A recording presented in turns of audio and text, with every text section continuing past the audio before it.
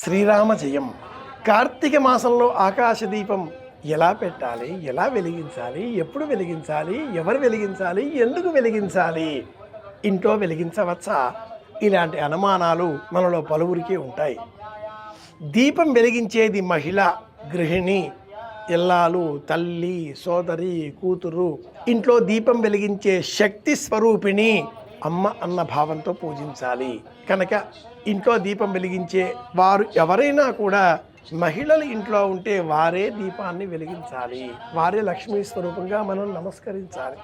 ఇక ఆకాశ దీపం ఇంటికి వెలుపల మేడపైన ఉత్తర దిగ్భాగంలో లేక దక్షిణ దిగ్భాగంలో నిడుపాటి ఒక బాణాకర్రను వేలాడదీసి ఆ బాణాకర్రకు ప్రత్యేకంగా ఒక దీపాన్ని వెలిగిస్తారు. ఇది ఆకాశ దీపం. ఇంట్లో దీపం వెలిగించేది ఎల్లాలు.